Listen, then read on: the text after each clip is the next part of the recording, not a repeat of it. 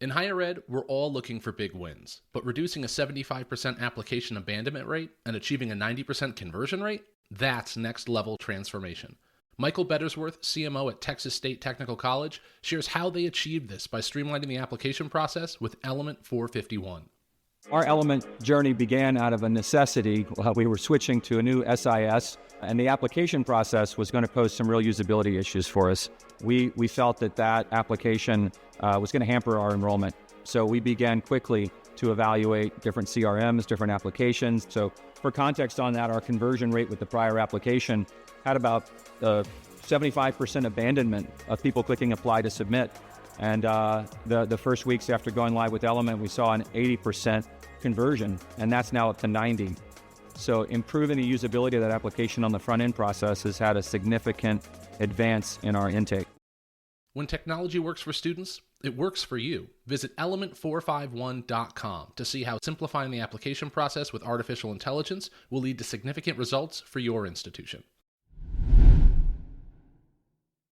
If you had a hard fall, most likely you're going to have a hard budget season, right? And a lot of times it's the next budget year that really kind of has to catch up for any fall. So if your institution is struggling, that's the first issue. But the second is the political environment that we're in. Hit it! That's what I'm talking about. Wait! Okay, now, from the beginning. Hit it, boys. Welcome to Higher Ed Pulse, your Monday morning energizer covering insights and trends in higher ed marketing and enrollment. I'm Mallory Wilsey, bringing over 15 years of ed tech and marketing expertise to your earbuds. And I'm Seth Odell, joining the Pulse with my own adventures from leading marketing at top universities to founding Kanahoma, one of the industry's fastest growing digital marketing agencies. Each week, we bring you the kind of insider insights you typically only find over cocktails with your pals at a conference. It's fast, it's fun, and it's designed for you, the busy higher ed professional. You're not just listening to another podcast. You're checking the pulse of higher education. Higher Ed Pulse is part of the Enrollify Network, a robust collection of podcasts designed to help higher ed professionals like you grow. Explore our other shows at enrollify.org. Enrollify is made possible by Element 451, the next generation AI student engagement platform, helping institutions create meaningful and personalized interactions with students. Learn more at element451.com. Hello and welcome to the Higher Ed Pulse. I'm your co-host, Seth Odell, joined as always by the brilliant and luminescent Mallory. Mallory, how you doing today? Even better now. I made sure to bring it good this time. So, Mallory, okay, I've been dying to tell you. I don't think I've mentioned this at all yet. I am helping coach Lola's T-ball team. So Lola's Say what? Lola's playing T-ball for the first time ever, and she's having a blast. And I'm assistant coach. The first time learning, I'm a great assistant coach. You know, I gotta root, support, but I'm not really responsible. It's actually it's brilliant. But I'm learning that, it's amazing how much kids can, learn complex topics if you break it down really easy. So I was trying to teach the kids how to field, last week. And I found this thing online where you tell a kid to make alligator arms, and the bottom is the glove, and then you chomp the ball with your hand. And, all of a sudden in 5 minutes, the whole team is, fielding ground balls perfectly. And I'm like, wait a second. Amazing. I was trying, bend your knees, glove to the ground. I was trying all this stuff. And it's all I had to say was alligator arms. And suddenly all the 4-year-olds know how to field. Just a good reminder that sometimes it's not just the lesson you're trying to teach, but how you approach teaching it. Oh, that's fantastic. Now, is the key responsibility of an assistant coach to bring the orange slices? So at least in this league, it's all pre-organized. There's a parent chain and it's all assigned. So no, I got to lug a bunch of equipment and show up and root on and just constantly remind the kids to keep their hands to themselves and not swing a bat when people are around. So it's mostly a divergent variation of parenting, but on a baseball diamond. But I've been having a blast. It's super fun. Incredible. I can just see you out there with your Go Lola t-shirt on. And I think you are going to be a great sport dad. You know, I'm feeling like I'm embracing it. It's been really fun. It's been cool. She's obviously getting older, and a couple weeks ago we had gone on our first daddy-daughter road trip up to LA for a day, and it's a really fun age, right? For anyone listening with kids, you already know what I am only learning as a first-time parent, which is, man, it just gets really fun as they get older and get into hobbies. It's been really, really cool, and I do feel grateful I get to participate in her interests, which has been really fun. So are we talking about the future of higher ed T-ball today? No, it's okay. Today we are talking about making the case for your FY26 budget. Oh, so not T-ball. Okay, No, cool. and this is like a topic that is so important to me, and I need to stress, even if you're listening, and even if you don't manage a budget directly, I promise you this is super valuable. This is probably one of the most important things I've learned in my career is how to leverage and influence budget season. And so, let me just tee it up, and then let's unpack it a little bit. So the first thing is, we are in budget season for the majority of higher ed. Most colleges and universities, not all, but most have a July 1st to June 30th fiscal year. So they run their books, like financially, based on July to June. The reason they do that is historically institutions that have fall and spring semesters want to have all the revenue recognized in the same fiscal year. What that means is most college and universities plan their budgets in February, March, April. And so if you work in marketing, oftentimes that means that by June you get told if the budget was approved or not by the board, and if it wasn't, you work on some contingent budget, and if it was, you're just told what you have. And what I'm here to say today, and what we're here to unpack a little bit, is now is the time that you can have a disproportionate impact and influence on your future success more than ever. And so I want to unpack just a few tips for folks this year, some things to do. And before we get into that, probably talk about why this budget season's maybe going to be a little bit different than it's been in the past. Does this sound like a fun topic to tackle? I love it. Just last week as we were talking about that Chronicle report, I mentioned that, budget was certainly one of the kind of reasons as to why a lot of people are feeling burnt out. And it occurred to me hey, we should probably do a budget episode. So I love that we're doing this. And it's been a long time since I've worked on a campus, but it just feels to me and from the conversations I've been having, that this is not going to be a normal budget season at all, because it is so, the moment is so politically charged right now. And that same Chronicle report cited that 42% of people who responded to the report felt political influence on higher ed was a major stressor for them. But I think that that's going to also lead to a lot of leaders playing it safe. And I think CMOs got to start to step up now if they want to make the case for really smart investments. Am I wrong? No, you're totally right. And so I think there's probably two core factors on why this budget season is going to be different. The first is just past performance. So obviously as an industry, we're getting more and more competitive. And so if you had a hard fall, most likely you're going to have a hard budget season, right? And a lot of times it's the next budget year that really kind of has to catch up for any fall. So if your institution is struggling, that's the first issue. But the second is the political environment that we're in. Now there's some tactical things and some more general things. The tactical is that there have already been decisions made that are significantly impacting budget. And so obviously there was information that came out from the NIH, which provides a lot of research grants, that they're going to be cutting their indirect cost rate down to 15%, which basically means that if you get a certain amount allocated for research, 85% now has to go to the actual research and not 15% to your overhead costs. A lot of institutions have overhead costs of 50% plus.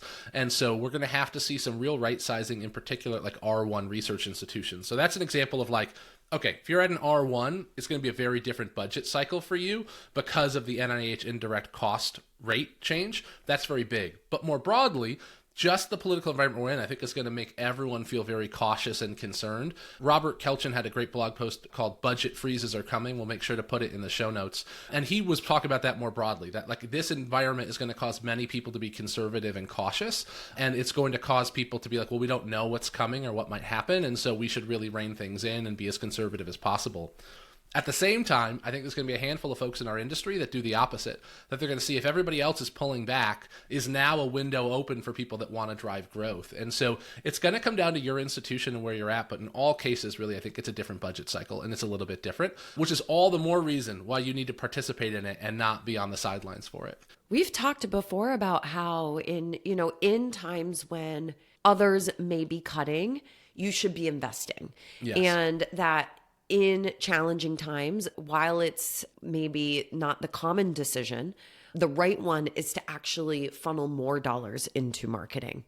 And I think that is something that, if I'm a CMO on a campus right now, how can I make a really strong revenue-based argument for the budget that I want to have? And how can I position my unit as essential to enrollment and retention, not just brand building? Yep, 100%. I think the more you're tied to revenue driving activities, the more likely it's protected. And so I think, like, what are a few things that you can do to make the case for your FY26 budget? I'm going to share my first one. I think I have, like, you know me, I always have a few. Of course. My first one is, first and foremost, is fight for your seat at the table. You need to be involved. What the majority of institutions do that I have found is that the CFO and the cabinet will put together a high-level budget, often without marketing's involvement at all. And then if you're ahead of marketing, you'll be asked to react to it. And you'll be basically told what to do. And so the most important thing is you need a seat at that table. Now, if you work within marketing, but you don't run marketing, it's the same thing with your CMO. As much as possible, you need to get a seat at the table. Probably one of my biggest pieces of advice today is, over the course of my career, I've never been denied a seat at the table ever. This is really weird. Most of marketing is not involved in the budget process, but a challenging question I would share with the group is, how aggressively have you pursued becoming involved in it? Because that was how I got involved in the budget process for the first time, was at an institution when I said, can I be involved in this and can I bring some opportunities forward? Generally speaking, I have found that CFOs in particular want more information, not less, because what a CFO is really trying to do is to put a plan together that both appeases a president and a board, which is hard enough, but then also is as ideally achievable as possible. And so for the most part, CFOs want as much information as possible. Now, it does not mean that anything you're asking for is going to get approved. We're going to get into that in a minute. But I think the first is, like, seat at the table. I think it's just so critical. Even if you are lower in the organization, you should be talking to your boss about how can I be involved in next year's budget, because that decision of how much funding you get and where that funding is allocated will have a disproportionate impact on your ability to do your job over the next 18 months. Yeah. Responsibility is taken, not given, right? And like, you have to raise your hand. I say that to my direct reports all the time. Yeah, I talk about Erin Fields all the time because she's just fantastic. But, you know, she came to me a few weeks back. She was like, can I do this thing? I was like, of course you can do this thing. Yeah. Grab it by the horns and run with it, girl. Like, you don't need to ask my permission. Like, take the responsibility. And you know what? She did. She ran. She loved it. It was incredible. Managers are always happy to have people who are working for them who take responsibility and step up to the plate. Isn't that not true of the CFO as well? Or if you are not running your unit, your CMO, right? Like, people appreciate it when you raise your hand and say, hey, I'm willing to help here. And when you do that, and, you know, like, you also are able to push forward your goals and agenda as well, then hey, win-win for everybody. Like, I'm not surprised to hear that you haven't been offered a seat at the table. I suspect more often than not, people aren't getting that seat because they're not asking for it. Totally. And it takes up my second point really, really well, which is bring growth scenarios forward, because even it's not just ask for a seat at the table and then go do the work. I would highly encourage you to do the work first. So if you are involved at a leadership level in marketing, one of the best things that you can do is bring growth scenarios forward. What I mean by that is to actually put plans together that help the institution understand, if this, then that. Like, if we invested X, what would it drive? And so we just did this recently for a client last 2 weeks. We have a budget, for next year, the way their institution does it, well, we're going to take spend from last year and we're going to put it to next year and just that's a flat line budget, basically. And we worked with our partner and said, do you want to know what it would look like if you spent an extra $1 million in marketing? Yeah. And they're like, yes. And so we said, okay, this is a plan that says if you got an incremental $1 million in marketing, this is where it would go and this is how it would drive. And that individual now is actively advocating with their CFO and president, saying, I think we need an extra $1 million. Here's what we can get. But now they're not just asking for the money. They're saying, do you want these students? Do you want this level of enrollment performance? And when you think about those growth scenarios, you can do that in all sorts of ways. It doesn't just have to be driving enrollment. It could be, do you want to know what it looks like if we increase the resources on our social media team? Or do you want to know what it looks like if it doubled the amount of overall, like, conferences that we went to, or the amount of work that we were doing in a certain area or activity? And so to me, that's just super important. Very tactically, I'll say, when you do a plan like that, you can do it 3 ways: top down, bottom up, or middle out. And so just keep that in mind. Top down means you're going to start with spend. If we had $1 million, what would happen? Bottom up means what would it take to drive an extra 500 students, and you back into spend. Middle out is where most of us get stuck, unfortunately, which means you are given spend and you are given performance, and then you're just told you got to achieve the 2 things at the same time, which is almost impossible to do. But that's the task that we all so often find ourselves in higher ed.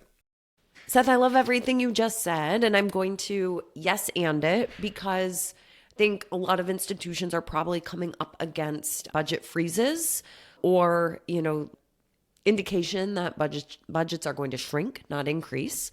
And if that is the environment, then take everything Seth just said, yes, and let's make sure we're aligning with strategic goals, right? We need to make sure we're tying marketing needs to the key institutional priorities.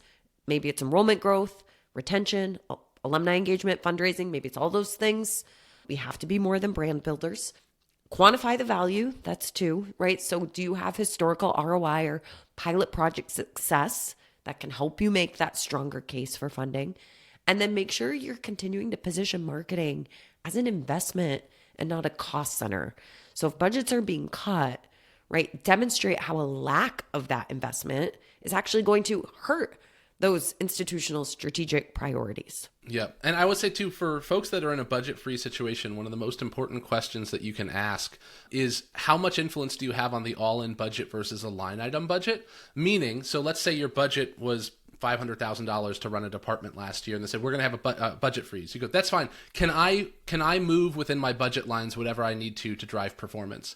Personally, I have never had a CFO tell me no, which meant that they really only ever cared about the all-in budget. So yes, you might only still have $500,000 this next year like you did this year, but you can do anything you want with that $500,000. And so you can look at what did we spend in personnel, in freelance, in technology, and everything else, in media, and you can go ahead and deploy that in any other area that you want. That's one of the most important things that people can have influence over. I remember that was a real aha for me when I asked the CFO, do you care about line items? He goes, I never look at your line items. And I was like, you don't? Like, I have a really big budget. You don't look. He's like, no, I just look at all in what your budget's at. And I was like, oh, so you're telling me I can do anything I want with the money you're giving me to drive the performance I'm responsible for? That was liberating. And I guess it was obvious, but I didn't know that. And like, very liberating. Yeah. And it's like, okay, this is what I have to work with. The other thing I'll say, there's a couple really just tactical budget things I'll say to help with folks. If you do get any new positions approved next year, so hopefully you're advocating for some expanded resources and hopefully an institution that can fund that. But if you do, you always want to put your new position starting July 1st, always.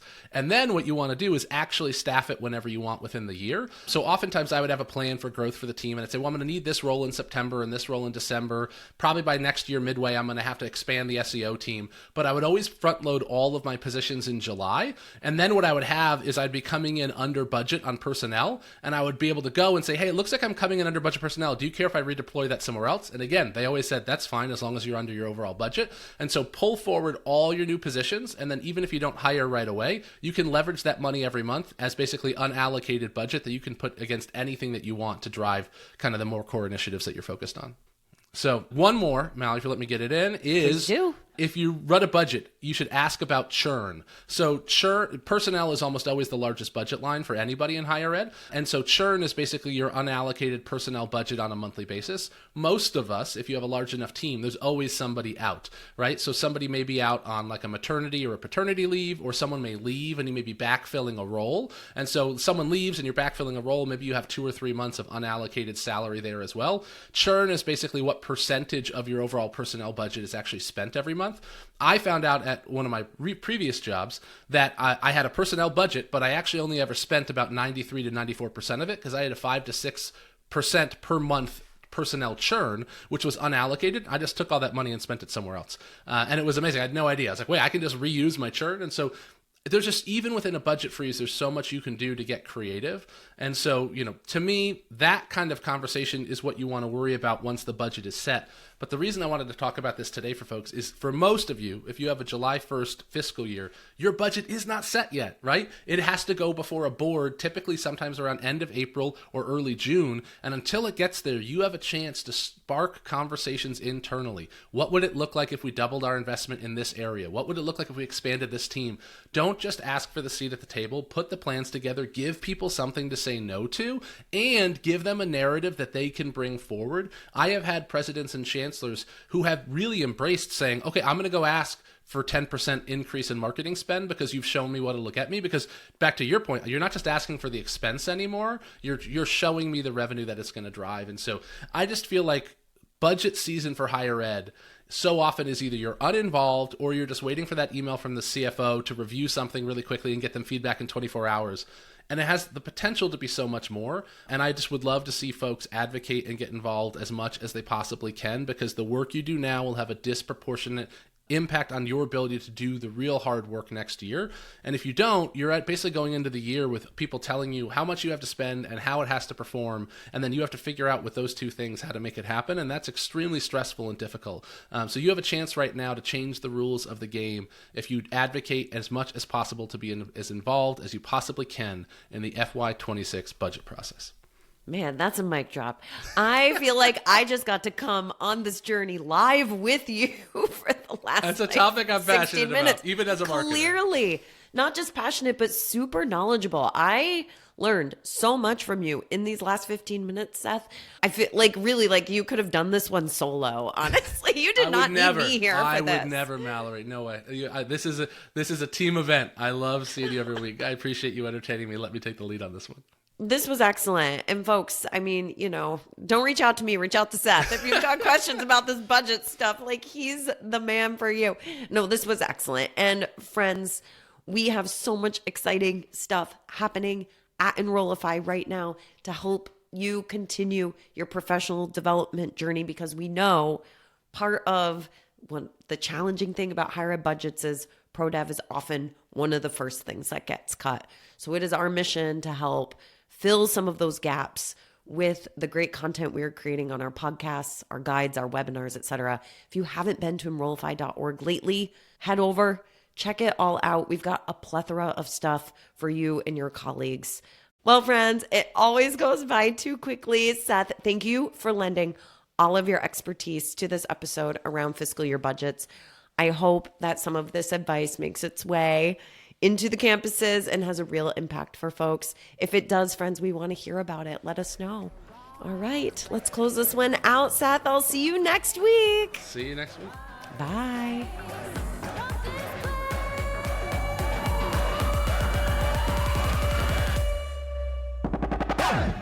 The Higher Ed Pulse is part of the Enrollify Podcast Network. If you like this podcast, chances are you'll like other Enrollify shows too. Our podcast network is growing by the month, and we've got a plethora of marketing, enrollment, and higher ed technology shows that are jam-packed with stories, ideas, and frameworks, all designed to empower you to be a better higher ed professional. Our show helps higher ed marketers and admission pros find their next big idea and features a selection of the industry's best as your hosts. Learn from Brian Gross, Eddie Francis, Jenny Lee Fowler, and so many of your favorite leaders in higher ed. Enrollify is made possible by Element 451, the next generation AI student engagement platform, helping institutions create meaningful and personalized interactions with students. Learn more at element451.com.